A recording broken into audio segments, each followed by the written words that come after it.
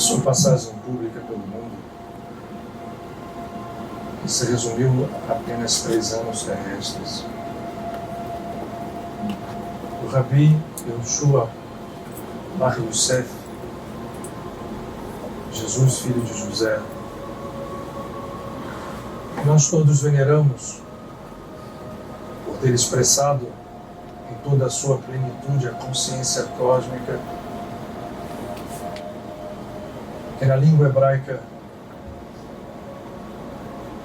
se fala em consciência messiânica ou estado do Messias.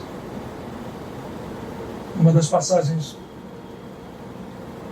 mais conhecidas e menos compreendidas,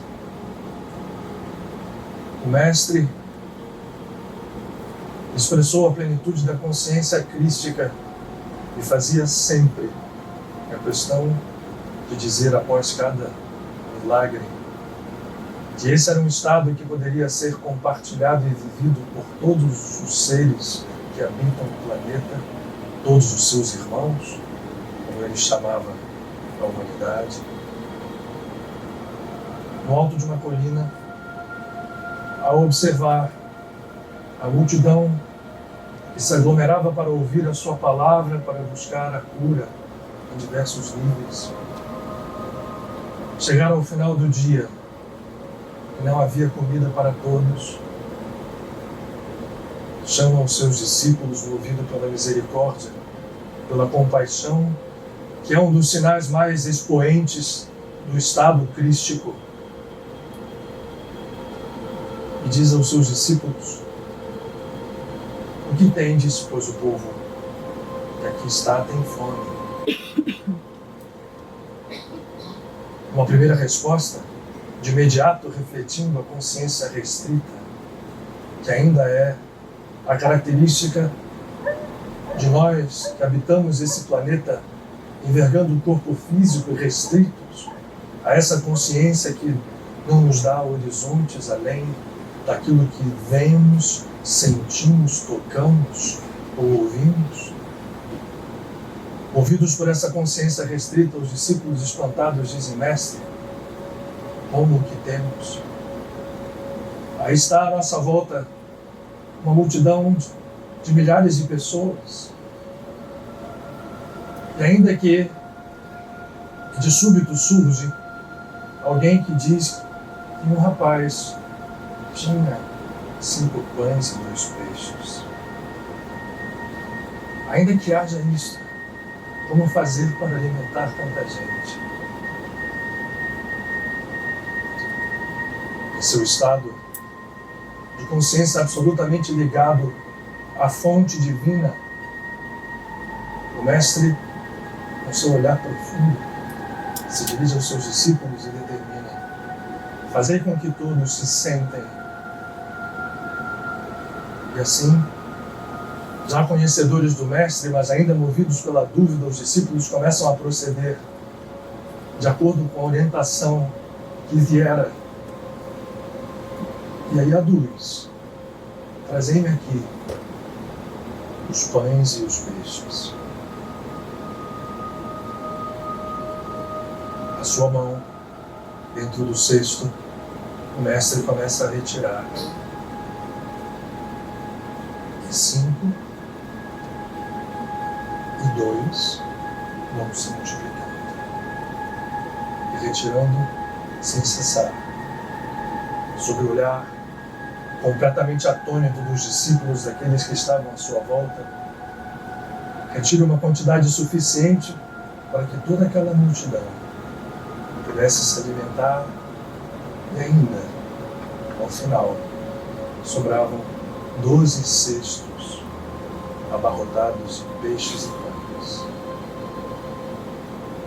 Este milagre é conhecido, é venerado, mas poucos mergulham no sentido profundo, no ensinamento profundo e no tesouro profundo de verdade que reside no entendimento além dos símbolos, desse ato sublime do Mestre. É importante ressaltar que o Mestre, como ele mesmo assinalara, não fazia nada que fosse apenas ato seu e apenas propriedade sua. Não cansava de repetir que tudo aquilo que fazia era porque o Pai agia nele. A consciência, a ligação com o Criador, com a fonte a quem ele se referia como Pai, era o que manifestava toda a sua potência, e essa união se expressava em todos os seus atos, em todas as suas palavras, em seu olhar, na sua presença muitas vezes silenciosa. E mais, dissera que tantos outros já o fizeram e que muitos o fariam, operariam as mesmas obras. Terminado o milagre, os discípulos se acercam dele. Os 12 cestos sobram, as 7 unidades iniciais se multiplicam. Num primeiro movimento entendemos o símbolo claro. O número 7 se refere à composição de todo o espectro de energias que compõem o que chamamos de mundo material. 7 são as cores visíveis, 7 são as notas musicais, e andaríamos a achar outras e tantas outras comparações. Aquilo que está no mundo material estará sempre submetido às forças invisíveis, mas que são a raiz de tudo aquilo que parece existir aos nossos sentidos e unicamente a eles, e que, de modo errôneo, damos valor absoluto e único, desconectando o potencial divino, sublime, que reside dentro de cada um de nós. Quando no dia seguinte os discípulos, dentro da barca no lago de Kinneret, acompanhavam ainda atônitos o Mestre, e viam que a multidão seguia pelas margens do lago, e ainda assim, tendo visto tudo o que haviam visto, expressam a sua preocupação ao Mestre, porque dizem, após uma referência do próprio ao dizer, essa gente não vem a mim pelo pão imortal, mas vem porque viram o alimento físico e ele apenas busca. Nem só de pão viverá o homem, mas de toda a palavra que provém da boca criadora do Eterno. E os discípulos, expressando a sua preocupação, ouvem do Mestre, mas vós preocupastes com o que eles procuram? Não vistes o que foi feito? Colocai a vossa consciência, colocai toda a vossa força onde ela deve ser posta para que tudo ocorra segundo a vontade de meu Pai que está nos céus. Nem só de pão vive o homem. O Mestre, nesse evento, nos deixa uma mensagem que vai além dos símbolos. Retirando o suprimento aparentemente do nada, nos mostra que aquilo que aparenta ser o nada é uma fonte infinita de recursos, para os quais todos os momentos que passou nesse mundo foram exemplos, modelo e ensinamento de como e por quê e para que a criatura deve proceder e agir. O Espírito é a fonte de tudo aquilo que existe. E não foi à toa que, em outro momento, nesses 3 curtos anos físicos, o Mestre proclama que a busca do Espírito é aquilo que importa, pois todo o mais virá, pois não há forma nenhuma no mundo, seja a saúde, seja o suprimento, sejam os amigos, seja qualquer coisa que não seja a manifestação do Espírito. E, portanto, devemos buscá-lo, e o Espírito é Deus. E encontrando esse Espírito em nós, porque também proclamou o Cristo que vivia nele, que o Pai que vivia nele vivia em cada um, e que nós somos deuses, filhos de um Deus, esquecidos de nossa origem, utilizando as forças divinas de forma desconecta, de forma desarmônica, criando para nós sementeiras como ervas daninhas que precisamos extirpar sem mais demora. Mas a passagem do Mestre possui um nome que muitos ouvidam. Evangelion significa a boa nova. O Mestre não veio anunciar sofrimento e dor, veio anunciar uma boa nova,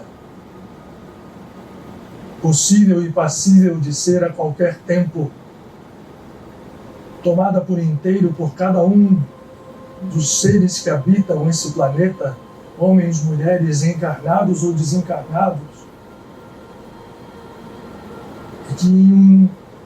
e a partir do momento que isto ocorre, o potencial divino se expressa e os milagres, como os chamamos, acontecem. E não apenas pelas mãos de um ser que expressa em plenitude a sua divindade, mas pelas mãos de qualquer um de nós, onde a divindade ainda oculta pode se revelar a qualquer instante. É preciso apenas que façamos um movimento simples, de abrir os olhos, atentar os ouvidos, deixar com que o coração absorva aquilo que em oculto brilha dentro de nós, para que esta luz, como também ele falou, saia do oculto e vá brilhar bem alto nos alqueires, para que todos vejam. Toda hora é o agora, e todo momento é um momento possível de realizarmos aquilo que em nós dorme, mas que pode despertar e deve despertar.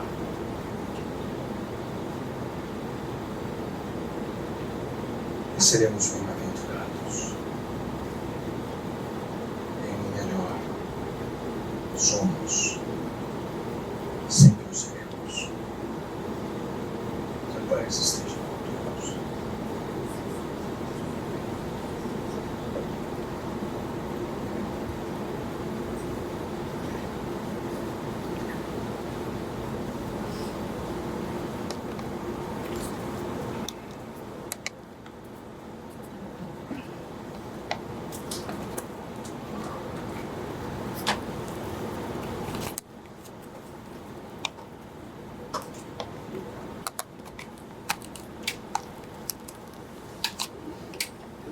Todos sejam bem-vindos à nossa casa. Quando eu digo nossa, sempre repito isso aqui, mas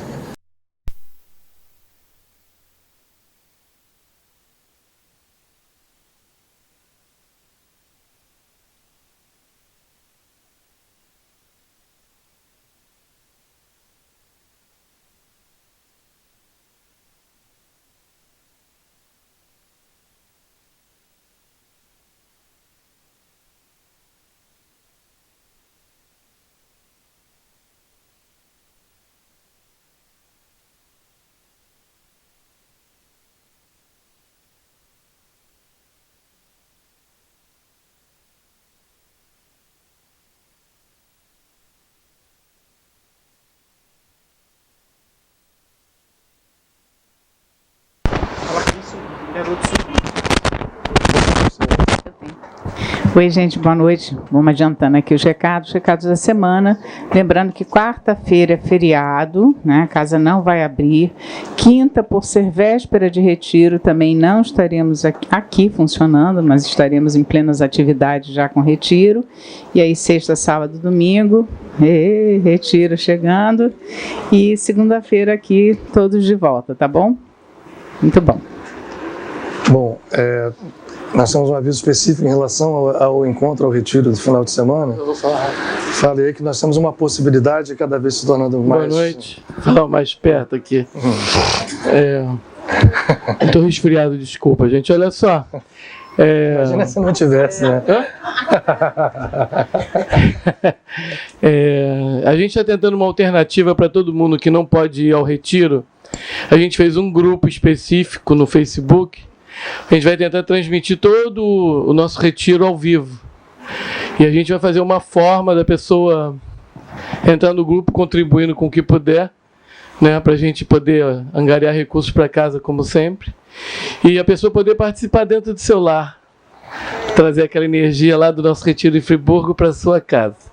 Tá bom, gente? Em breve a gente vai dar melhores informações. Tem dois sentidos, né? O primeiro é porque, respeitando, como nós fazemos o retiro para nós é fundamental em termos de geração de recursos para casa, né? É o nosso respiro de final de ano. E aí, ao abrir para a internet, que a gente pudesse manter o respeito às pessoas que pagaram, né? Então vai haver uma contribuição que, além de nos ajudar, né? E a gente está pensando se faz um mínimo ou não faz. A gente sabe como é que a gente pensa a parte financeira aqui dentro da casa. Mas é importante para que todos se sintam participantes, sabendo que estão ajudando a casa, né? E ao mesmo tempo entendendo que a gente está respeitando quem vai fazer o movimento presencial de estar lá, enfim, no hotel em Friburgo, que todos já sabem. Porque esse ano nós tivemos muita sobra. Esse é um grande desafio.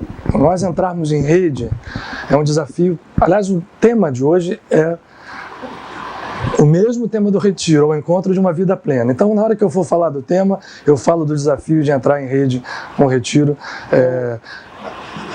Lembrem que Davi lutou contra Golias, né? Eu acho que esse é o símbolo da luta de Davi e Golias, é um símbolo muito importante em relação a todos os desafios que nós temos na vida. Então, Otton. Só vou falar mais uma coisa. Só para vocês entenderem o porquê da gente fazer esse tipo de cobrança. Aqui a casa é uma casa sem fins lucrativos. E a gente não tem nenhum recurso advindo de nenhuma ONG, de lugar nenhum. Os nossos recursos são sempre próprios. E para manter essa casa funcionando com tanto aparelho de ar-condicionado sempre, tem uma despesa bem considerável, principalmente de luz, tem aluguel. Essa casa não é nossa. A gente paga 10 mil reais de aluguel mais algumas taxas, então são boas despesas. E aí a gente sempre está comprando alguma coisinha para ver se a gente angaria recursos para continuar movimentando essa máquina. Obrigado. Uma das coisas que a gente tem tentado negociar com o proprietário, que é um amigão nosso, é trazer esse valor para mais para a realidade. Boa noite. Boa noite.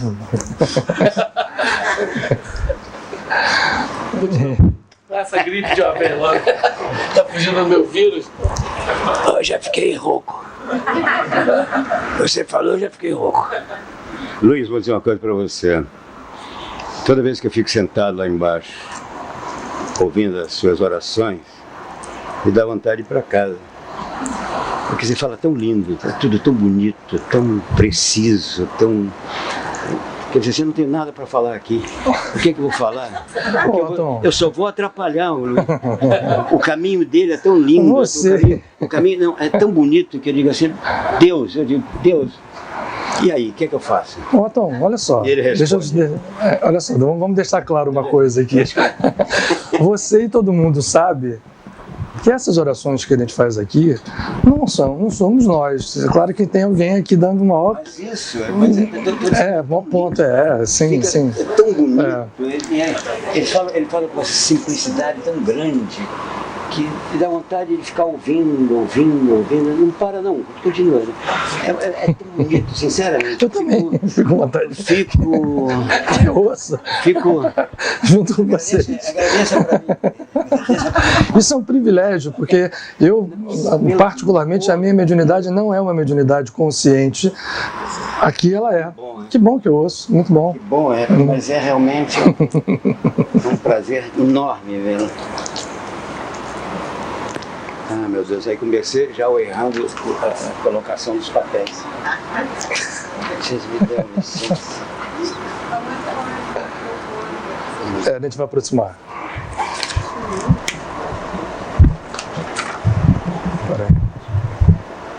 Um Pai Nosso lindo esse aqui. Mas eu não... Palavra de honra, Luiz, né? É encantador. Aí eu digo assim, o que eu ia falar, ele já disse. O que eu estou pensando, ele já disse. Eu disse, o que é que eu vou fazer lá? Chegar, boa noite e tchau. Boa noite. Boa noite para todos. Você não existe. Esse é o coração que fala, como diz o Rumi. A porta do coração só é aberta por dentro. Então eu abri minha porta do coração para isso aqui que eu estou dizendo.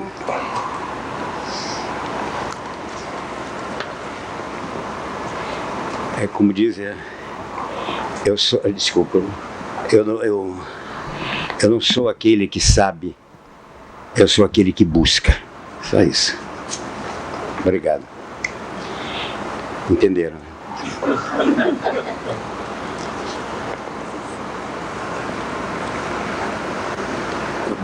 Filho, traga-me um fruto daquela figueira.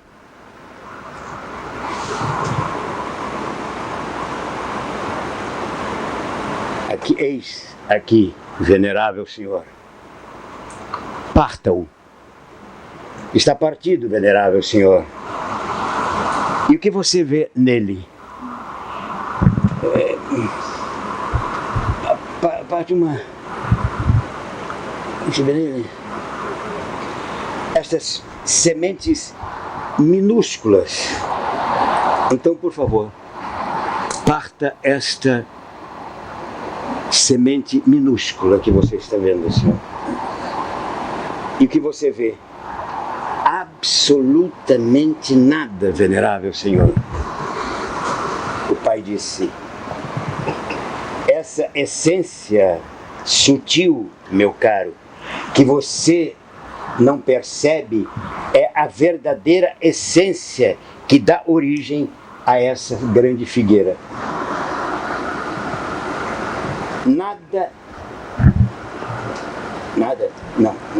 Nela, tudo o que existe possui o seu próprio eu. Isso é a verdade. Isso é o eu. E isso és tu.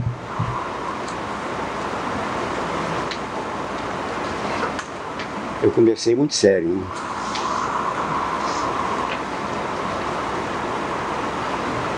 O que se aprende na infância, carregamos pela vida toda. Prece húngara. Ignorante não é aquele sem instrução, é aquele que não conhece a si próprio.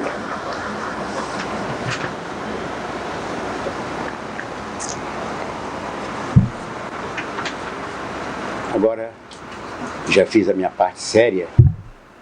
Vamos começar então um pouco de alegria. Por favor. Alegria. A vida bem preenchida torna-se longa, diz Da Vinci. Você vai falar de vida, por isso eu trouxe umas coisinhas. Viva todos os dias como se fosse o último. Um dia você acerta.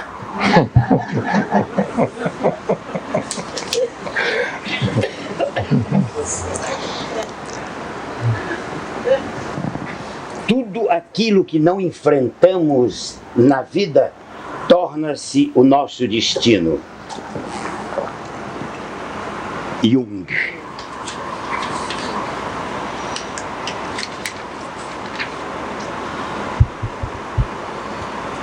Viver é a coisa mais rara que existe no mundo. A maior parte não vive, apenas existe. Oscar Wilde.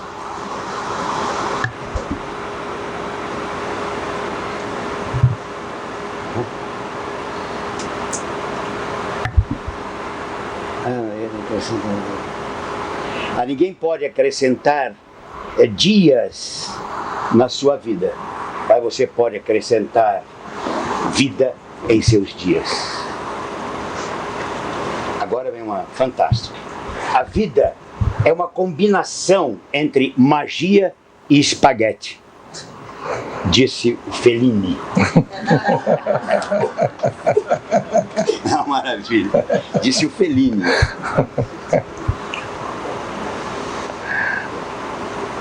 A principal tarefa da vida de uma pessoa é dar nascimento a si próprio. Bertrand Russell.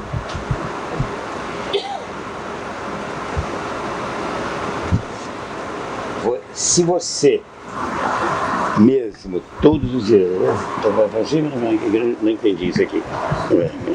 Bom. Também está numa letrinha sua mesmo, né? Não.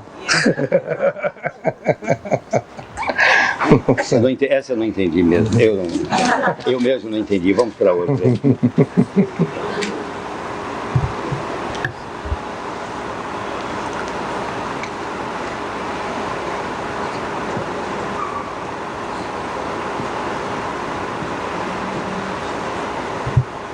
Não adianta, eu não entendo minha letra. Senhor, livra-me de mim. Livra-me de mim, Senhor. Faz eu escrever direitinho. Faz eu chegar aqui e dizer as coisas.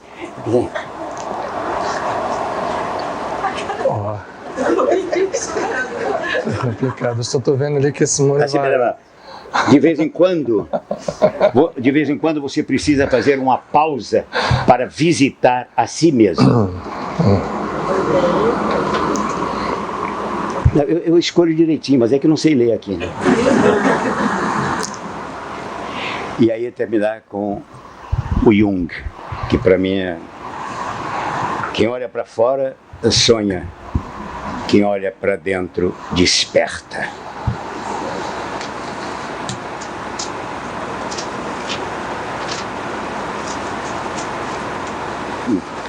Não adianta mais que eu não estou sabendo ler mesmo. Eu vou passar limpo e da próxima vez eu garanto, se eu for lá no... Como é? Hein? Em Friburgo. Tua imagem está nos meus olhos. Teu memorial nos meus lábios. Tua morada em meu coração. Mas onde tu te escondes agora? Al-Halach. Al-Halach. Você, quando no disco Mar Infinito, você fala aquela poesia dele, né? Aliás, não, desculpa. Não é dele. Aquele é o Ibn Arabi. Ibn Arabi. Al-Halach era um que foi crucificado. E ainda assim a voz dele continuava dizendo: eu sou Deus, eu sou Deus, eu sou Deus. Era um mestre sufi. É no seu coração que o ser humano, guiado pelo mestre, pode encontrar o caminho que o conduz à porta estreita, sempre aberta sobre a sua própria realidade, em direção à grandeza do seu interior, que são egoísmo, amor próprio, a vaidade, a inveja, a maledicência, a intolerância,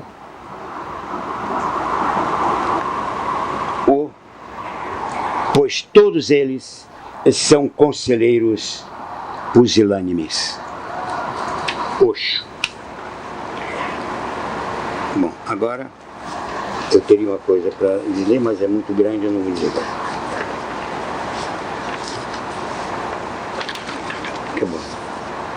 Acabou, mas eu não posso acabar assim.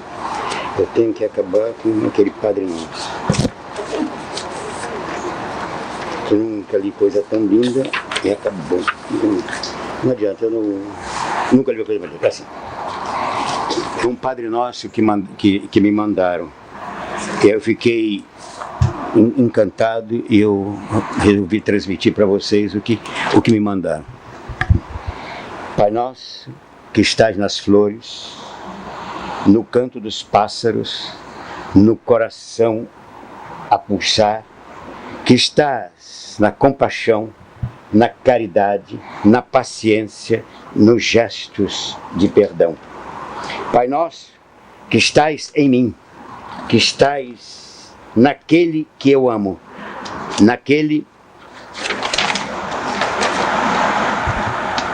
que me fere, naquele que busca a verdade.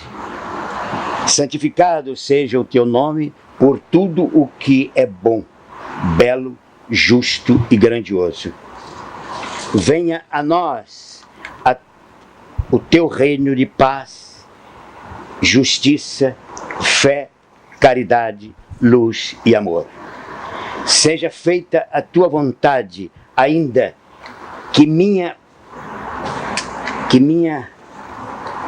rogativa preze mais que o meu orgulho de que as minhas reais necessidades.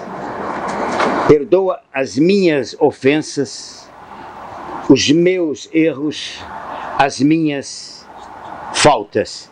Perdoa quando só torna frio o meu coração. Perdoa-me assim como eu possa perdoar aqueles que me ofendem, mesmo quando meu coração esteja ferido. Não me deixeis cair na tentação dos erros, vários vícios e egoísmos. E me livra de todo o meu mal, de toda a violência, de todo infortúnio, de toda enfermidade. Livra-me de toda a dor, de toda mágoa e de toda a desilusão. Mas ainda assim, quando tais dificuldades fizerem necessárias... Acabou? Acabou. Não, está aqui. Necessárias, que eu tenha força e coragem de dizer: obrigado, Pai, por mais esta lição. Que assim seja. Muitas bênçãos e vitórias para a nossa vida. Amém.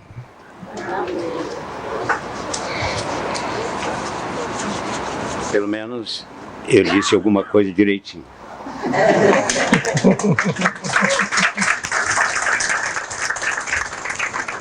Nosso querido. Já estamos no ar de volta? Agora? Bom, vocês viram que o tema de hoje, a gente trouxe o tema do nosso retiro ao encontro de uma vida plena por dois motivos. Primeiro, para que a gente pudesse trazer, e agora com essa possibilidade de nós fazermos um trabalho de rede, né, ao vivo para as pessoas que não vão estar lá fisicamente, trazemos para junto toda uma comunidade que compõe essa família de Padre Pio, num momento que a gente já tem repetido aqui há algum tempo, de suma importância, não só para a nossa casa, mas para o planeta como um todo. Nós passamos por momentos cruciais na história da humanidade. Tudo isso que a gente vê acontecer, que nós estamos vendo surgir, isso já tem sido repetido não só aqui, são momentos em que se caracteriza uma passagem de idade. E é preciso que a gente esteja consciente disso para que nós possamos saber estar face a esse processo de uma forma proativa, de uma forma integrada, de uma forma em que nós sejamos os condutores de todo o nosso processo individual. E aí, à medida em que a nossa consciência vai aumentando, nós vamos entendendo que não há processos individuais de uma forma restritiva e egoísta. Todo o nosso processo individual é sim individual, mas é composto com uma quantidade de pessoas ligadas a nós, sejam familiares ou não, que vão compondo estruturas que, ao final, compõem uma grande família, que é a humanidade terrestre. E esse processo hoje a gente pode entendê-lo por diversas formas, por diversos meios de entendimento. É muito fácil a gente perceber hoje, até com as visões da ciência moderna, que não há mais localidade. A própria física quântica hoje nos fala dos fenômenos não locais, em que nós estamos conectados o tempo inteiro. Campos de energia hoje são conceitos admitidos com uma facilidade absoluta, não há mais como negar. E o processo de energia e da interconexão de energia é algo que não obedece a limites de tempo, de espaço, nem de velocidade. Portanto, quando a gente fala de movimentos individuais, esse movimento individual é necessariamente também um movimento coletivo.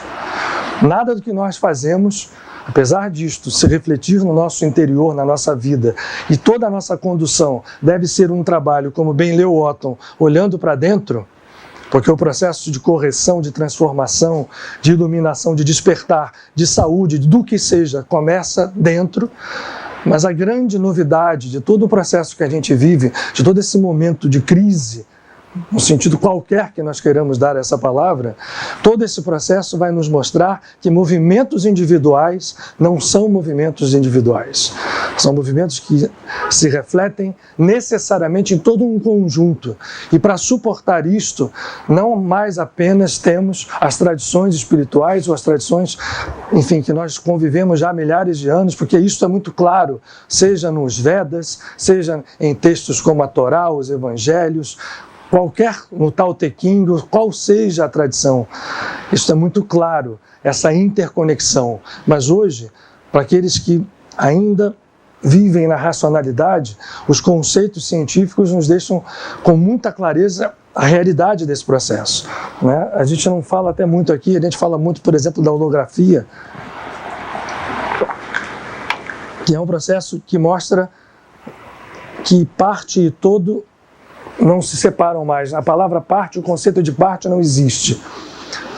Uma holografia, eu já falei isso aqui muitas vezes, mas isso é muito conhecido, bastante. Qualquer processo holográfico, hoje a gente tem processos holográficos muito adiantados, ele não se resume ao processo em si. Esse processo se multiplica e vai ao infinito. Se eu te fizer uma holografia de qualquer objeto, por exemplo, dessa imagem da Kuan Yin, e se eu, na holografia original, que é apenas um padrão de interferência de ondas, seja num filme fotográfico, seja em qualquer outro meio digital qual seja, na holografia original, esse padrão de interferência de ondas, se novamente reproduzido, vai sempre reproduzir a forma. Se eu pegar vamos usar o papel fotográfico, que é a holografia original, cortar a ponta de baixo e jogar os lasers, que são por onde a holografia se processa, num papel recortado, não virá um pedaço da imagem, virá sempre a imagem inteira. E por mais que eu corte e vá diminuindo os pedaços, a imagem se reproduzirá inteira, e sempre inteira. Apenas vai perdendo o foco com a nossa reprodução sucessiva, mas a imagem continuará inteira. Esse é um conceito hoje que faz parte da ciência prática, mas faz parte da matemática avançada e da física, como suporte de teorias que hoje são aquelas que nós podemos ter das supercordas e outras mais. E a chamada teoria da complexidade, a antiga teoria do caos, que foi descoberta por um meteorologista que trabalhava na década de 60 com computadores extremamente primários ainda, comparados com os que nós temos hoje, que ocupavam salas enormes e processavam menos do que um iPhone. E aí ele faz um processo para poder medir com, enfim, o seu algoritmo, variações climáticas para se poder prever o tempo. E o tempo é uma das coisas mais impossíveis, porque as variantes são tão grandes. Você teria que ter estações de medida do tempo a cada segundo para poder ter certeza. Hoje em dia a gente tem uma previsão de dias, de 15, 20 dias, graças ao trabalho dessas pessoas. Mas ele coloca no computador dele na noite um determinado algoritmo e vai rodar aquilo, e a velocidade era tal que ele tinha que dormir e chegar de manhã para ver o resultado. Quando ele chega de manhã, ele encontra uma distorção absurda no resultado que ele previra matematicamente, que ele imaginava encontrar com as equações que ele armava, e viu uma distorção cavalar. E aí, ele falou, é problema do computador? Não. É problema do sistema que eu montei? Não. E ele vai descobrir que ele havia errado ao alimentar o sistema em uma casa decimal, na 15ª casa do seu algoritmo, num determinado elemento do sistema. E esse erro pequenininho gerou toda aquela distorção. Desse evento deriva tudo aquilo que nós conhecemos primeiro como teoria do caos, porque a célebre frase, que já deu o nome até a filme, que o bater de asas de uma borboleta no Rio de Janeiro pode causar um furacão em Pequim, porque foi da meteorologia que essa história partiu, e ele entendeu que pequenas alterações iniciais no sistema podem gerar repercussões. Nesse caso foi uma distorção, mas você pode programar essas e entender que as repercussões são enormes a partir de movimentos muito pequenos.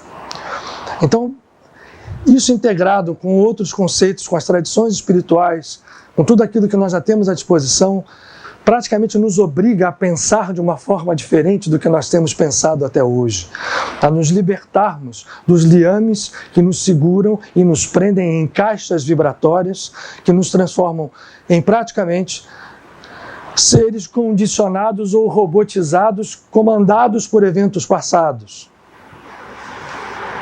E esses eventos passados vão se transformando como que, muitas vezes, por nós reagirmos a eventos passados, tomando decisões aparentes, mas decisões por efeito de coisas que ocorrem, nos dão, existe um questionamento filosófico hoje, se o homem é dotado de livre-arbítrio. Por quê? Se fazem estudos matemáticos que a maioria das nossas decisões é tão direcionada por condicionamentos das mais diversas espécies, sejam os condicionamentos nossos por criação, sejam os nossos condicionamentos por contextos civilizatórios, né, por conceitos que a gente acredita serem verdade, e sejam condicionamentos imediatos hoje, bombardeio de mídia, conceitos que nós somos, informações que nós recebemos, a própria informação, o conceito do que seja informação hoje é levado a um patamar muito alto, porque a origem de tudo está na informação e da forma como a gente processa. Então, a nossa vida, como nós a vivemos, é uma série de condicionada de reflexo. Na Kabbalah, por exemplo, isso é chamado de condicionamento robótico, ou consciência robótica. Seja qual for o nome que nós venhamos a dar, o entendimento já era das tradições espirituais. E hoje, escolas dentro da psicologia, escolas que estudam o comportamento humano, entendem que as decisões que nós tomamos, a maioria delas é por condicionamento e por reatividade, e não por livre-arbítrio. Então se questiona até se o homem tem livre-arbítrio ou não. Vamos parar aqui, porque a resposta, parênteses, essa casa a gente não é dono da verdade, tá? Então tudo que a gente fala aqui é para que a gente pense juntos, a gente entenda juntos, e cada um chegue à sua própria conclusão. Então aqui ninguém impõe ideia, mas eu faço uma parada aqui para dizer, eu tenho convicção que nós temos sim livre-arbítrio, só que nós não sabemos ou pensamos que o utilizamos e não o utilizamos. Aonde está o livre-arbítrio verdadeiro? O Otton hoje, ele é sempre feliz, ele traz as coisas aqui, a gente não conversa, né? E ele vem com umas leituras que são... esse livre-arbítrio verdadeiro está num estado de consciência, num outro estado de consciência que nós temos dentro de nós, guardado, intacto, no entretanto pouquíssimo ativo. As tradições espirituais chamam isso de Deus interno, de Cristo interior, de consciência crística, de consciência cósmica, da natureza divina. Não importa o nome, esse é um estado que está adormecido dentro de cada criatura.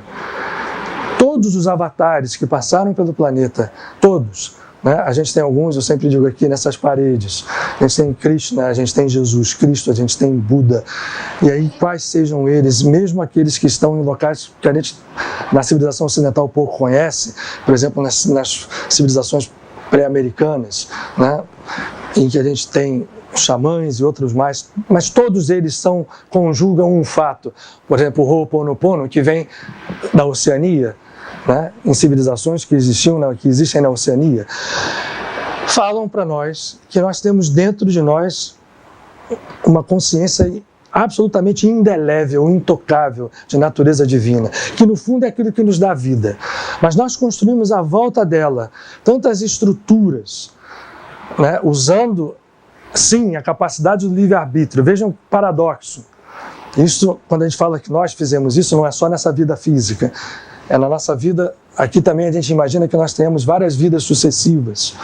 Nós vamos construindo processos que vão criando segundas naturezas, que são a restrição completa desse potencial e nos colocando numa...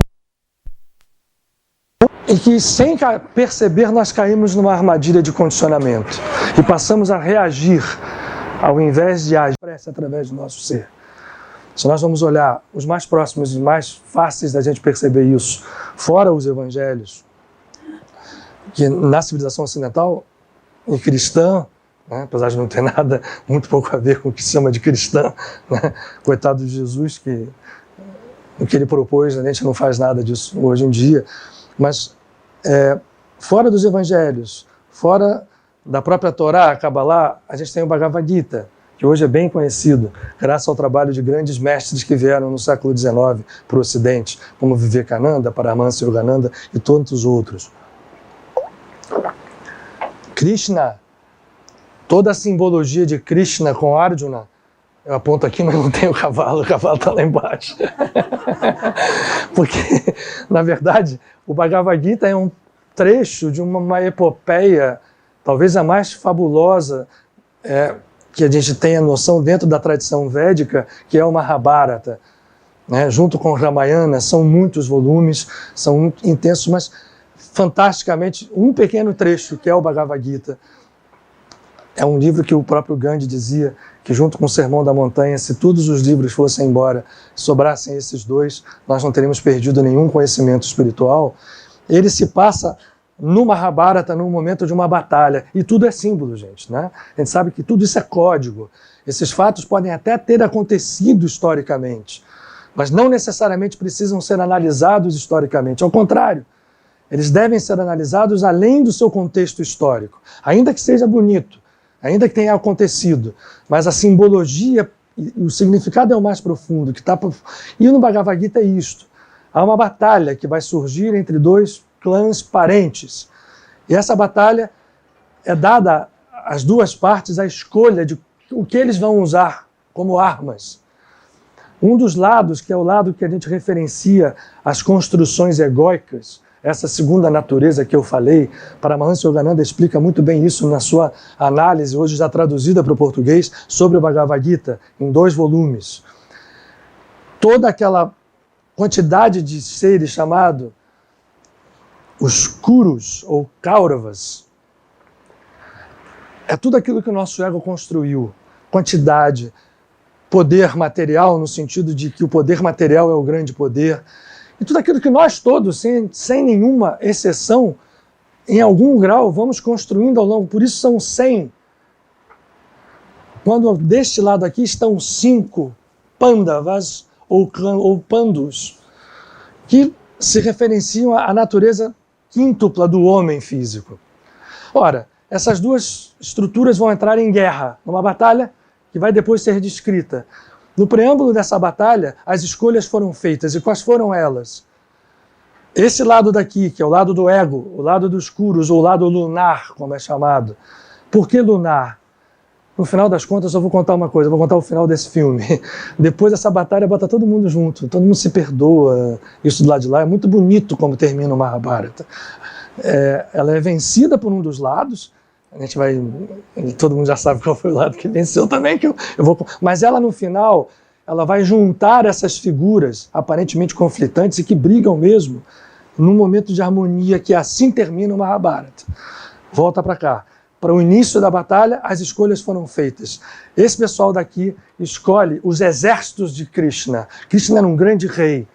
Fisicamente, apesar de ser um avatar, ele tinha um poder material expresso com absoluta clareza. Ele era um grande rei, tinha grandes poderes, além dos poderes que ele expressava individualmente, ele tinha exércitos poderosos. E aí que esses caras escolhem? Eu quero ter os exércitos. E os outros fizeram bem, eram 5.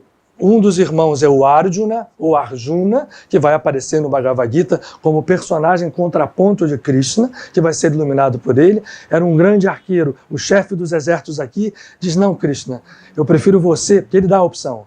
Meu exército ou eu? E aí, esse pessoal escolhe os exércitos. Arjuna diz, eu quero você. É uma coisa mesmo assim, mas esse Krishna, é o símbolo qual é, a gente já entende, é o potencial divino que a gente tem dentro de nós. Essa batalha é olhada por esse ângulo de código. E o Krishna vai ser o quê? Ele vai ser o condutor do veículo de Arjuna. Ele vai ser o condutor de uma charrete de 5 cavalos, que são...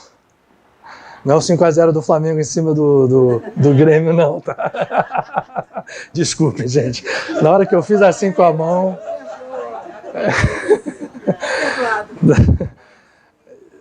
Olha, a alegria é uma coisa da espiritualidade que pega na roda. Isso aqui são os 5 cavalos, são os nossos 5 sentidos.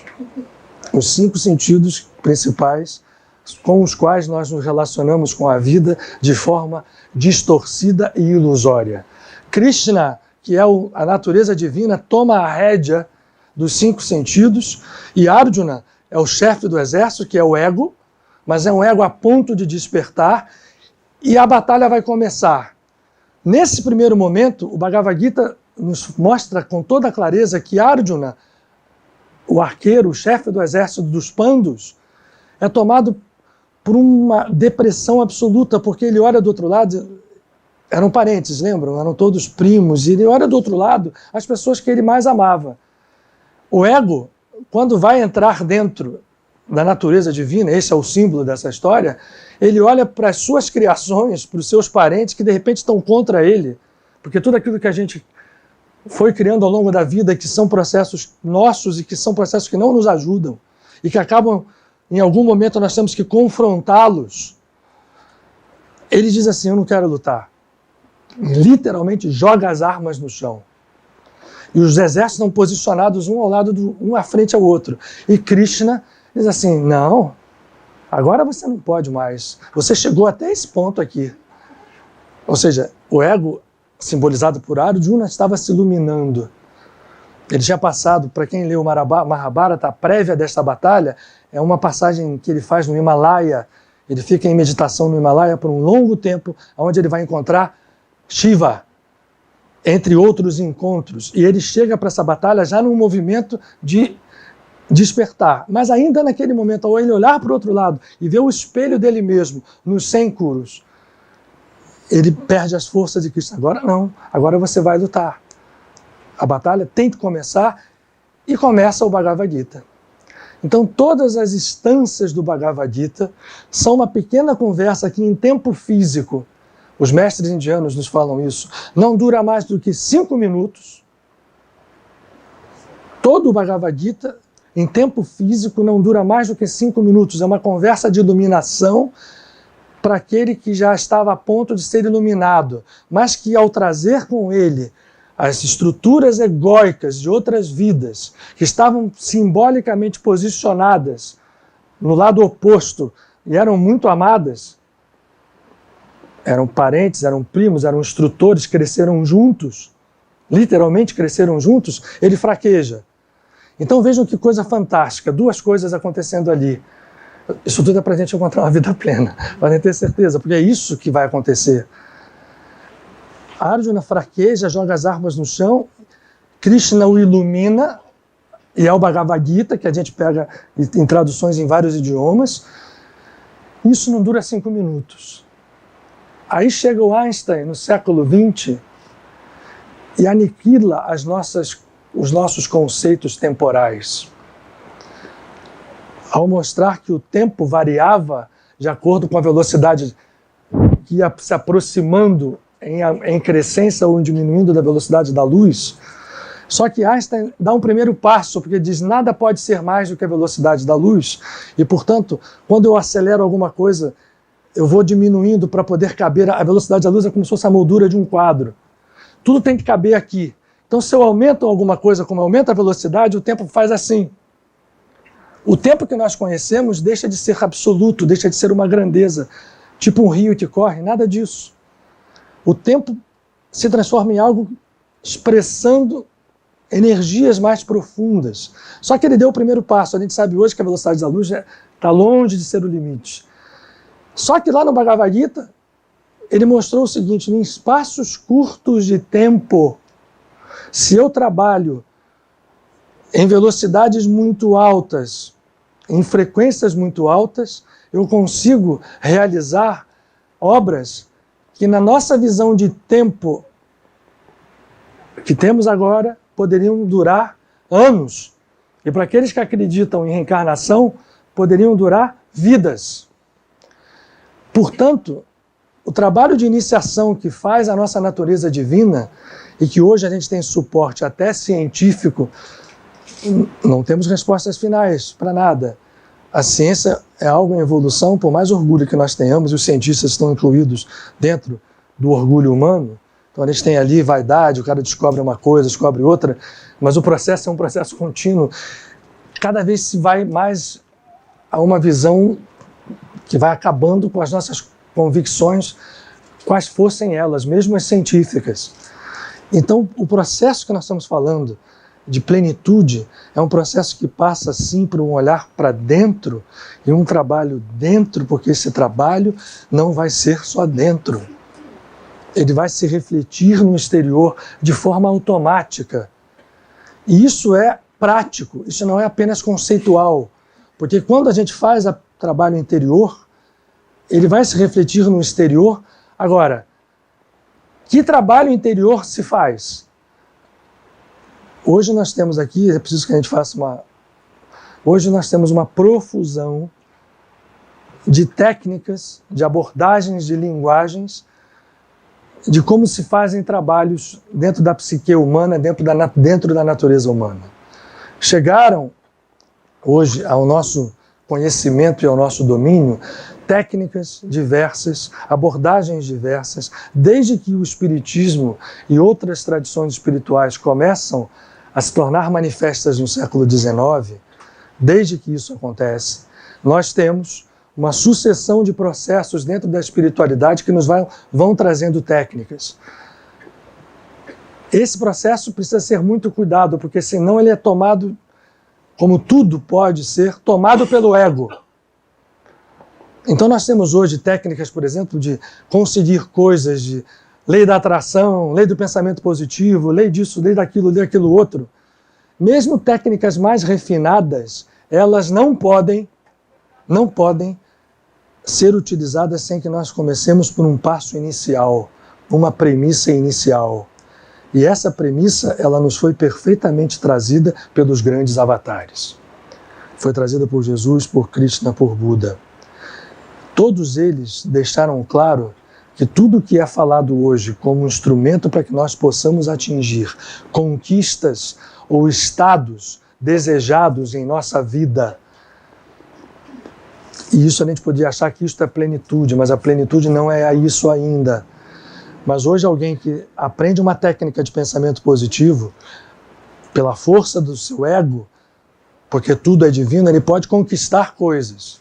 Só que ele vai continuar trabalhando numa linha muito próxima ao processo todo que a gente viu até hoje, usando instrumentos ainda limitados. Quando você passa a acreditar que o teu pensamento é forte, que a tua condição interior vibratória é forte, que ela pode agir no mundo externo, eu preciso ter uma premissa anterior, senão o caminho envereda pela estrutura do ego. Exemplo disso, a magia, quando vista por um plano restritivo. O que são os magos ditos?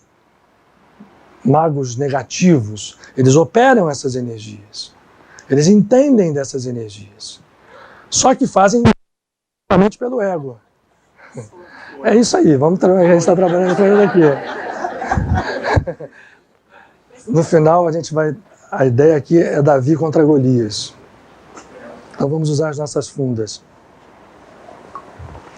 Vamos usar as nossas fundas sem medo. Que é uma das coisas que eu não conheço na minha vida. Eu tenho muitos defeitos, mas medo eu não tenho. E acho que as pessoas têm que entender que o medo é o grande processo que nos leva a cair. Não é o ódio, não é nada. O ódio é muito ruim, não é nada bom. Mas o grande problema é o medo. Quem não tem medo, vai lá. Vai saindo, as batalhas vão seguindo e a gente vai vencendo. Então, hoje é um tempo da gente não ter medo de conceitos, não ter medo de coisas. Operar forças pode ser feito pela ótica do ego e pode ser feito quando a gente procura a grande plenitude para uma ótica mais profunda. Essa é a premissa inicial. A premissa inicial qual é? Eu preciso entender, e aí sim, os avatares, Jesus, Krishna, Buda, enfim, Lao Tzu, são importantes. Por que eles nos ensinam? A partir de um movimento interior, eu vou me fazendo ser como a divindade é. O que é a divindade?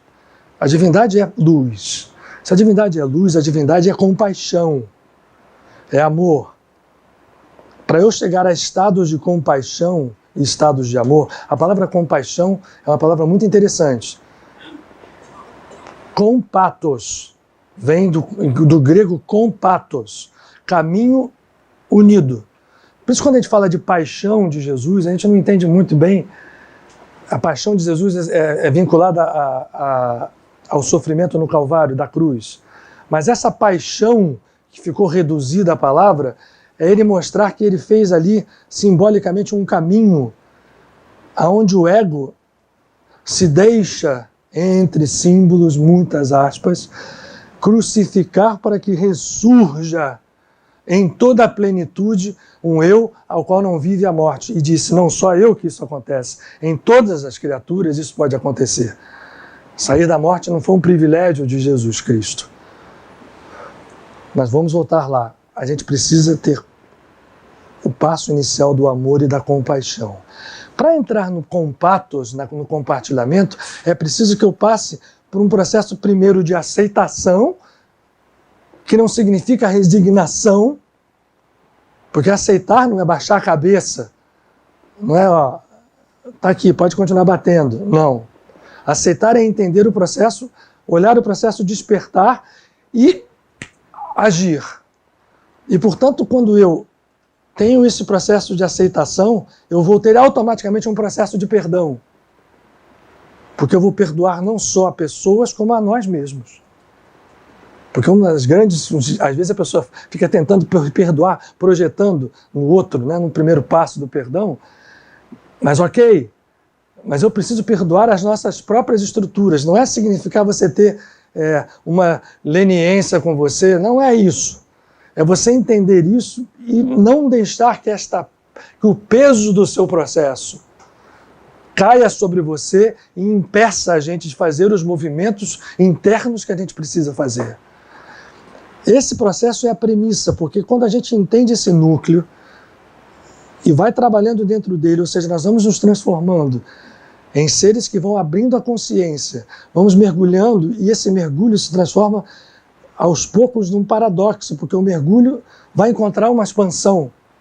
Né? Eu dei um exemplo outro dia aqui, que é o da cobra, aquele símbolo Ouroboros, né? Que é usado na mitologia, mais na mitologia grega, que é a cobra. E aí, o desenho até que não foi feio não, dessa vez, ó. Olha o olhinho. Que a cobra engolindo o próprio rabo, porque ela une um processo. Se vocês fizerem uma imagem mental de como isso acontece, experimentem o seguinte, ó, o tubo digestivo da cobra é exatamente algo assim, meio uma condução, e vai terminar na boca. Ela começa a engolir, esse processo, se acontecer aqui, ele provoca uma reversão permanente. É o que eu quis dizer, porque comparar que o mergulho se torna uma expansão. Quando a gente mergulha dentro da gente mesmo, a gente vai encontrar um processo que não tem fim, um infinito, e esse infinito pode ser e vai ser expresso naquilo que a gente pensa que está fora de nós. Só que para fazer isso eu preciso fazer consciente, eu não posso fazer amarrado no ego, senão eu vou cair na ilusão de novo. Eu posso ter uma técnica absoluta de controle de pensamento, disso, daquilo, vou conquistar coisas, mas vou continuar dentro de um processo de condicionamento que eu não estou nem imaginando, muito mais complexo, e que eu vou trabalhar depois com as consequências dele de uma forma melhor é que a gente entre dentro desse processo. Por isso que Jesus manda perdoar os inimigos. Ele não manda perdoar porque é uma coisa boa assim. Quando ele fala perdoar os inimigos é para que a gente se desconecte dessa rede e ao mesmo tempo passe a trabalhar para a cura dessa rede. O Ho'oponopono foi trazido ultimamente para mostrar a eficácia desse processo, a eficácia prática. Ela já estava demonstrada desde sempre. Krishna falava a mesma coisa, Buda fala a mesma coisa, Jesus foi... Os grandes mestres cabalistas falam a mesma coisa. Onde a gente for procurar, a gente vai achar isso. O perdão não é um fator de bonitinho, porque você perdoa e é bonzinho.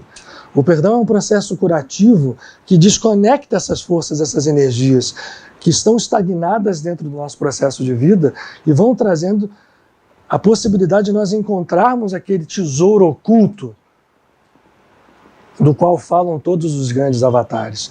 E o melhor dessa história é que esse tesouro oculto não é só para a gente receber lá no céu o trono, não, o prêmio. Porque isso também foi uma distorção muito grande das religiões, que desanima as pessoas. Pô, eu vou receber depois que eu morrer o meu prêmio no céu? É lógico que quem se ilumina vai se iluminar e depois que desencarnar, chega iluminado lá. Mas o fato é, eu não preciso e nem preciso colocar nem projetar a minha recompensa quando eu desencarnar. Eu posso receber isto a qualquer momento e o processo passando por esta percepção de que se eu faço os movimentos de compaixão que vão gerar amor, e eles dois, esses movimentos de compaixão e de amor, são sustentados por processos como o perdão, e o perdão do outro e o meu auto-perdão, se eu conseguir fazer esses movimentos, eu vou ter acesso a todo o potencial de instrumentação que hoje é utilizado, infelizmente, por muita gente, apenas pela ótica do ego, o poder do sentimento, o poder do pensamento, o poder da conjugação de forças internas para materializar coisas na vida, sejam quais forem elas, saúde, suprimento, estados, porque eu não falei da holografia à toa, eu não falei da holografia à toa, nem falei da história da teoria do caos lá no início à toa. Estados iniciais, quando nós movimentamos essas forças, vão ter repercussão no todo, vão se expressar além das fronteiras da nossa individualidade, porque nós não somos apenas a nossa individualidade. Nós somos uma individualidade, sim, mas a nossa individualidade é, ao mesmo tempo que ela é una, ela é complexa, porque estão incluídas nela todas as pessoas que convivem conosco, todas as pessoas que comungaram conosco em vidas anteriores, e essa estrutura, ela interage o tempo inteiro. Nós precisamos tomar consciência para poder, ao tomar consciência, romper os laços automáticos de condicionamento.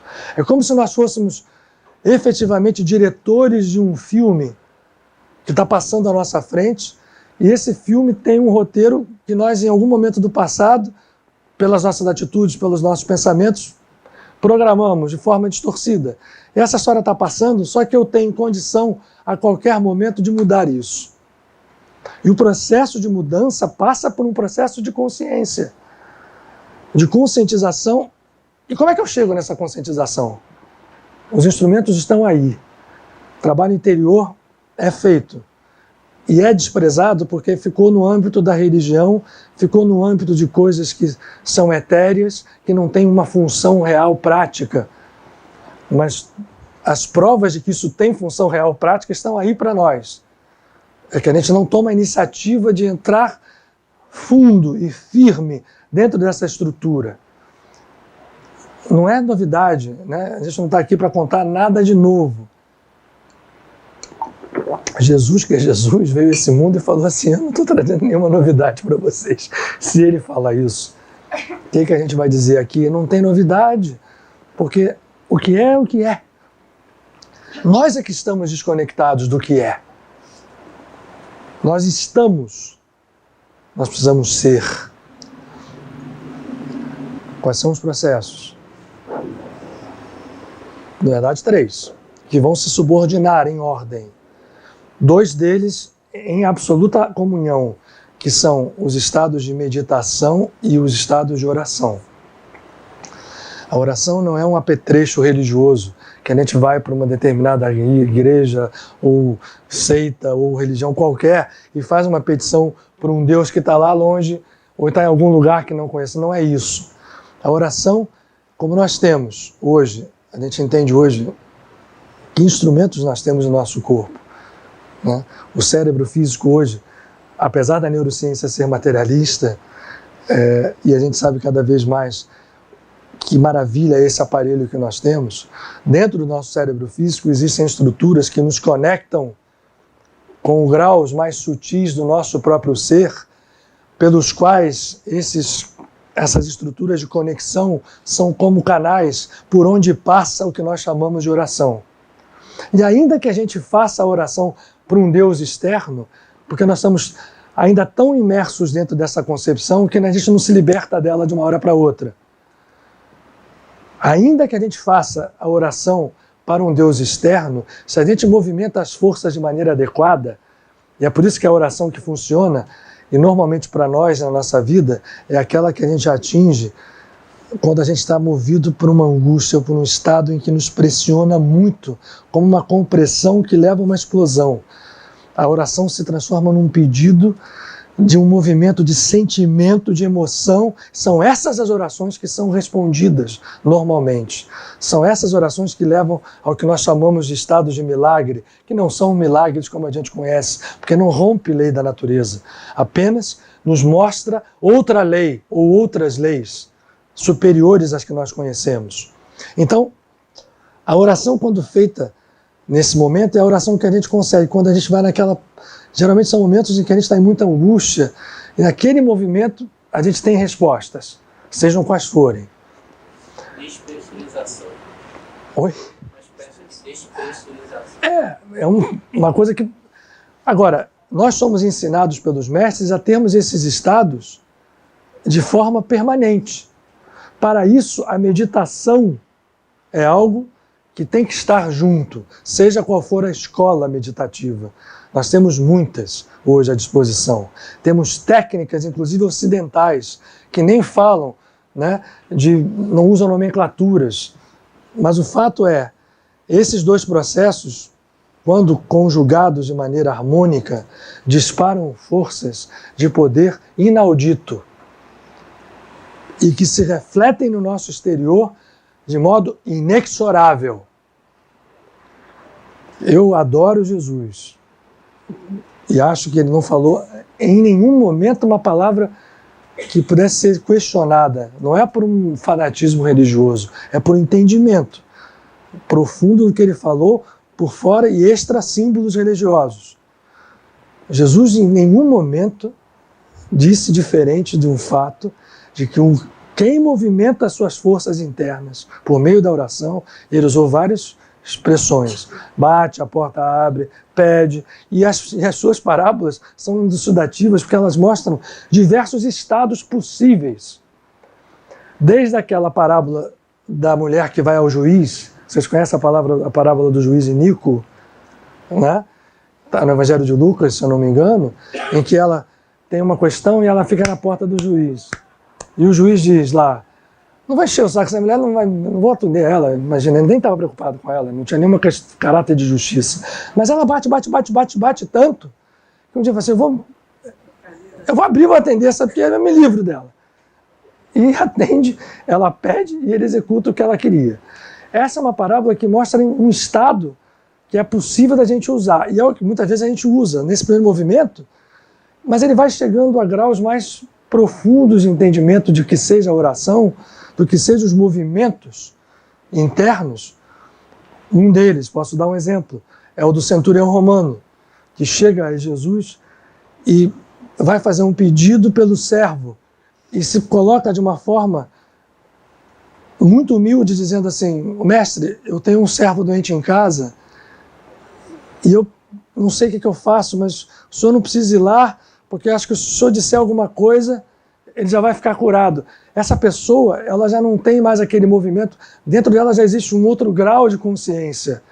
Tanto que Jesus usa isso como símbolo e fala assim, olha, vocês estão aqui, vocês são todos do meu povo, de Israel. Esse centurião romano mostrou uma fé que eu não vi aqui. Vai para sua casa que seu servo está curado. E o que o sujeito faz? Vai. Ele não fica assim, é mesmo? O senhor tem certeza? Dá para eu... Manda alguém lá e vê se ele tiver, não volta e a gente fica aqui. Vale tudo. Jesus coloca vários exemplos em que ele...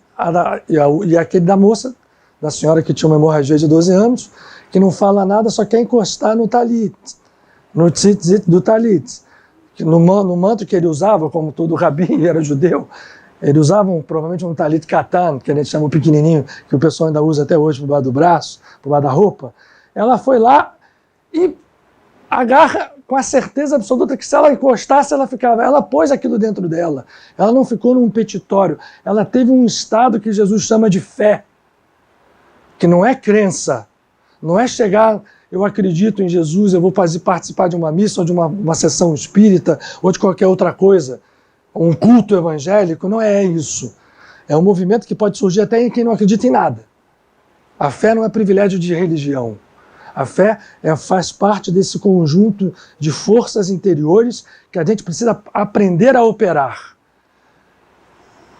Então, essa praticidade do processo, ela é posta, e isso não foi trazido a nós apenas para ser venerado, ou lido, ou entendido. É um processo real, é um processo altamente poderoso, talvez o mais poderoso de todos que nós tenhamos notícia na nossa vida. E a pergunta que a gente faz a nós mesmos é: o que nós utilizamos dele no nosso dia a dia? Eu faço essa pergunta começando por mim, porque esse é um aprendizado que nós todos estamos tendo nas nossas lutas o tempo inteiro. E não ter medo de desafios, de nenhum desafio.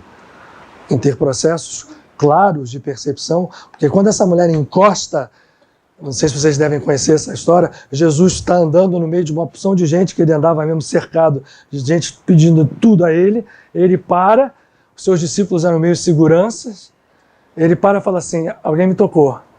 E aí os discípulos falam, como? Alguém? O senhor está brincando? Essas discussões havia, se vocês lerem os evangelhos, vocês vão ver que é uma beleza o processo humano que acontece ali. Brigas, questionamentos, dúvidas o tempo inteiro, a mostrar o seguinte, nós todos somos iguais aos caras que eram 12 discípulos do Mestre. A gente bota eles num patamar inatingível, mas se você for olhar a vida de cada um deles, são as mesmas dúvidas, as mesmas vacilações, os mesmos processos. Pedro não foi até o final lá? Na hora H o cara não chegou e disse, você fala igual Galileu, você é dos discípulos. Não tem nada a ver com esse cara, pelo amor de Deus, não me pega. E ele tinha acompanhado, foi o primeiro discípulo, o irmão dele, mas ele foi o segundo. Viu tudo. Naquela hora ali não foi, então é a gente, mas depois eles são quem são, mas nós podemos ser também. Nós temos esse potencial. E esse evangelho, ou qualquer outra coisa, qualquer escritura, a gente começou com o Bhagavad Gita, podia falar da Torá, qualquer outra coisa, mostra a potencialidade passível de ser realizada. A palavra realizada é tornada real. E não há desafio capaz de conter. Nenhuma força é capaz de nos deixar abater quando a gente percebe esse processo, porque aí o auxílio vem. Aliás, o auxílio vem sempre.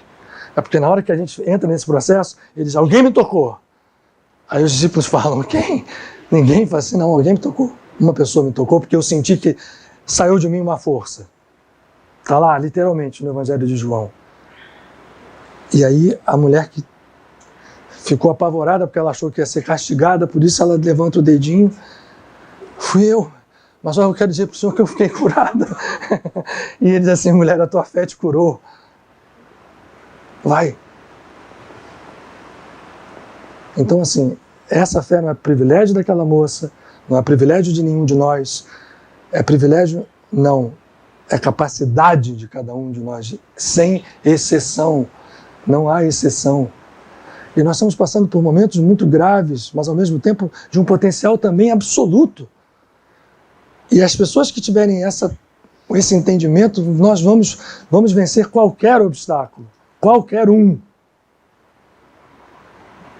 Volto à história de Davi e Golias.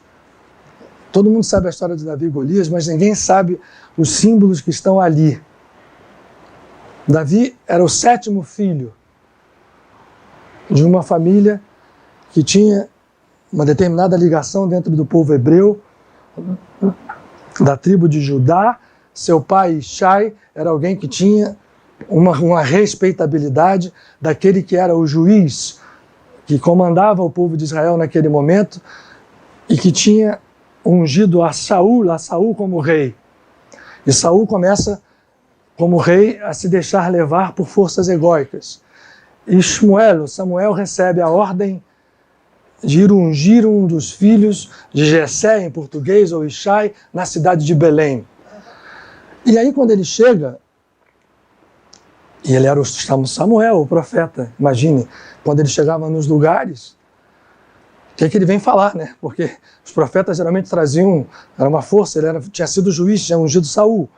Ele chega e diz assim, eu quero jantar com você hoje, porque ele tinha recebido a informação por intuição ou por comunicação direta de ungir um dos seus filhos. Vamos jantar que eu tenho uma coisa para trazer do alto. Eu quero ungir um dos seus filhos, me traz os seus filhos. E aí, Ishai, que tinha 7 filhos, começa pelo primeiro. O mais forte, o maior de todos, aquele que era o chefe da casa. Assim, é esse, né? E aí o Samuel, não é esse que eu estou vindo aqui, que não é. E aí ele traz, um por um, os seus 6 filhos. Olha o detalhe dessa história.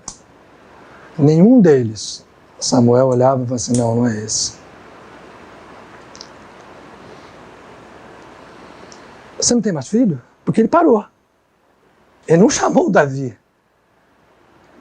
Ele falou assim, olha, eu tenho um. O mais novo, está lá no meio do mato, meio maluco, ele fica lá rodando todo dia, conta a história que matou um leão, que não sei o quê. É um menino sonhador, vive com uma lira na mão. É o meu filho mais novo. Assim, então chama ele, porque nós não vamos sentar à mesa enquanto ele não vier. E aí chega Davi, um rapaz franzino, né? Falei, o que foi? Assim, abaixa todo mundo que a gente vai ungir, e unge Davi.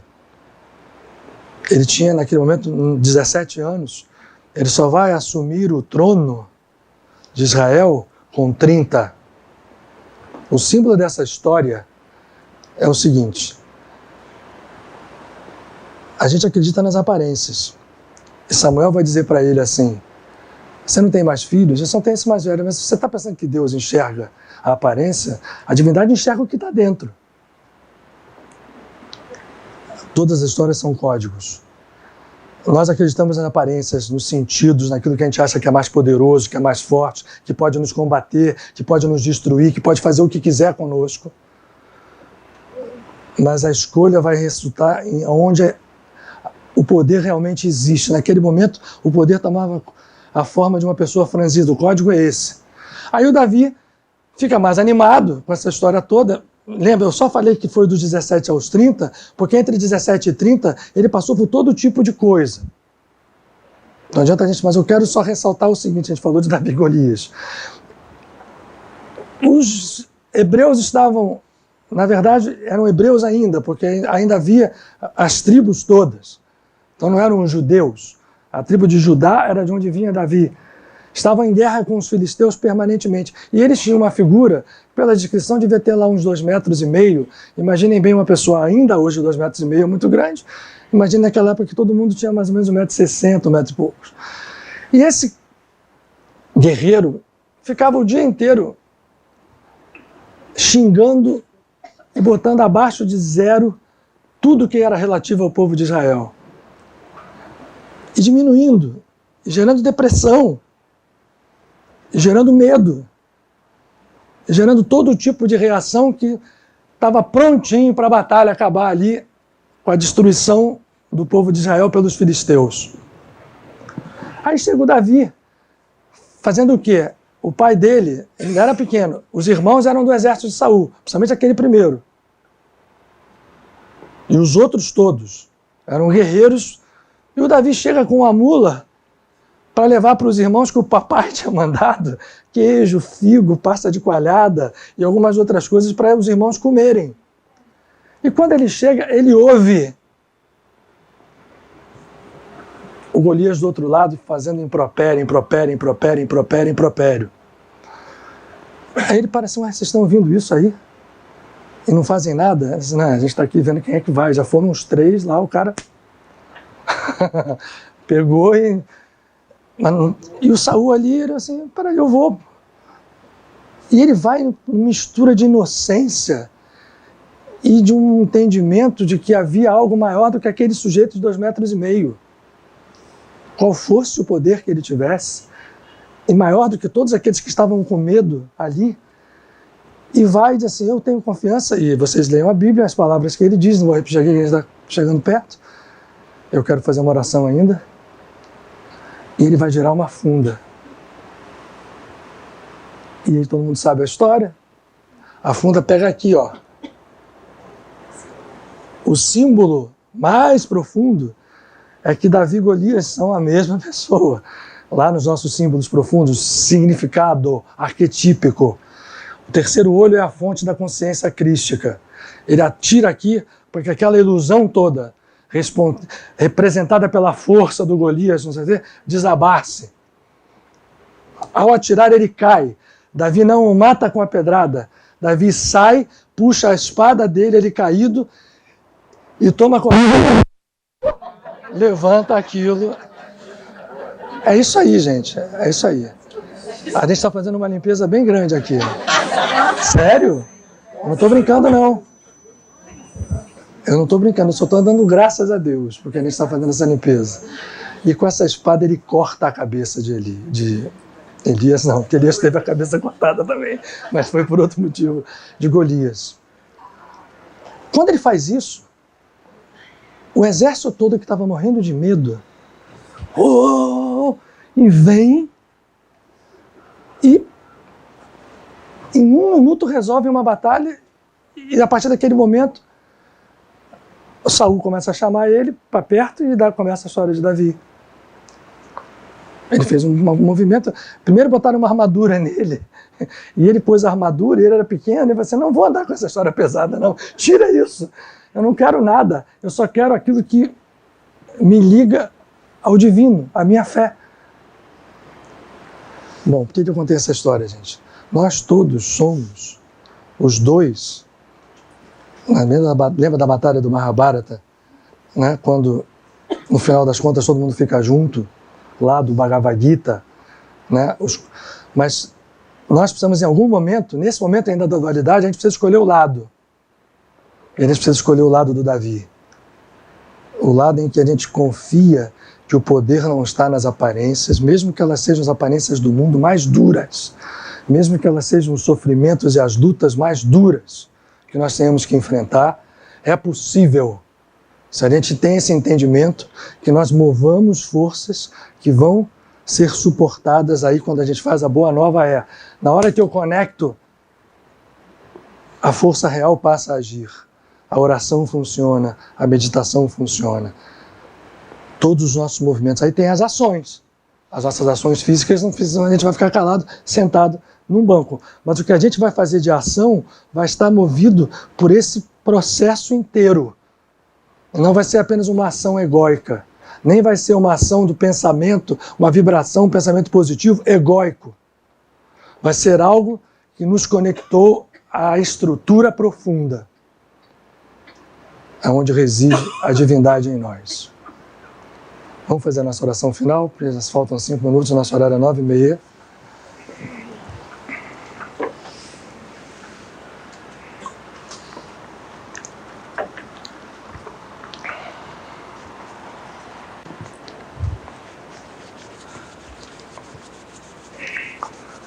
Vamos todo mundo, essa hora é um momento que a gente pode unir forças.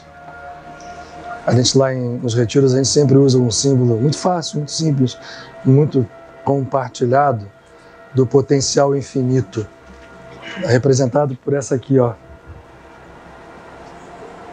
Eu com fósforo acendi duas, mas se eu pegar uma eu posso acender infinitas. E jamais se esgota essa força. Então, nesse momento que a gente precisa ter consciência de que existe a luz e que a luz tem poder. E no fundo ela é o único poder. Não há outro poder e os outros poderes são todos poderes que ainda estão no campo da ilusão. E quando a natureza crística vibra em nós, todas as forças celestiais nos respondem. E o Cântico dos Anjos, que todas as tradições espirituais ligadas à raiz judaica e cristã proclamam como a voz dos anjos: Santo, Santo, Santo é o Senhor, eterno, Deus do universo, hosana nas alturas. O hebraico, que é uma língua mântrica, como é o sânscrito, e de onde provém esta frase, hosana nas alturas e Santo, Santo, Santo é o Senhor. O hebraico nos traz essa frase na forma da expressão Kadosh, Kadosh, Kadosh, Adonai Tsevaot, Meluchol, Haaretz Kvodo, a terra está cheia da sua glória. Ana Adonai Hoshiana, que é a palavra de onde vem Hosana, que significa salva-nos. Salvar significa retirar-nos da ilusão do ego, fortalecer a nossa força, proclamar a nossa natureza, que é a mesma daquele que está no trono, aonde estão os anjos. E quando nós que fomos criados à imagem e à semelhança de Deus, proclamamos essa força, por que meio for, o Cântico dos Anjos, que é permanente, se conecta conosco e o Eterno senta em seu trono, e o trono do Eterno somos nós. Sentado no seu trono não há força capaz de sequer nos intimidar, e isso não falamos com quem se move por orgulho, como quem se move por orgulho, não, mas como quem se move pela certeza de que em nós vive o Pai. É Ele quem age, é Ele quem realiza, e são os seus santos anjos que suportam todos aqueles que abrem os seus olhos, atentam os seus ouvidos e estendem as suas mãos, como Moisés sobre o monte. E à medida que as mãos de Moisés estavam estendidas, a batalha era ganha. E quando as suas mãos fraquejaram, ao seu lado, Yoshua, Josué e Caleb suportaram as suas mãos para que elas não caíssem. Nós temos auxílio, nós temos proteção, não duvidemos disso. E as forças de luz são as únicas reais. Não há outra força, há somente a luz divina. E que nesse momento essa luz se manifeste, não só nesse recinto, em cada um de nós que aqui está, em nossas vidas, mas também em todos aqueles que julgam ser nossos inimigos, que se acham inimigos. Não há inimigos entre os filhos do Eterno, pois quando um deles desperta, o despertar do outro é apenas uma questão de movimento e tempo. Que nós tenhamos a força e a convicção de manter o nosso despertar, movimentar a nossa oração, movimentar as nossas defesas, o respeito, o amor, a compaixão, mas jamais o medo. jamais o medo, porque falará por nós o príncipe de nosso povo, Michael, Cohen Hagadol, o sacerdote supremo, aquele que proclama quem é como Deus, todo aquele que entende a imagem e a semelhança divina que vive nele, esse é como Deus. Michael Cohen Hagadol, Sar ve'afotrofos shel Israel, o príncipe do povo de Israel, o príncipe de todo aquele que entende a luz crística que vive dentro de cada um de nós. E ele é o curador, ele é o anjo da misericórdia, ele é o anjo que faz com que nossas asas possam, por sua vez, voltar a crescer. Elas que se atrofiaram, se apresentando mesmo em nosso corpo, como um osso suspenso, uma dupla de ossos suspensos, mas que um dia voltará em toda a sua plenitude, o conjunto de asas, a nos carregar para o infinito. Que a luz infinita vibre em cada um de nós, se manifeste em cada um de nós, que a gratidão nos mova, que a fé nos mantenha de pé, e que a paz seja a nossa condição permanente. Graças a Deus.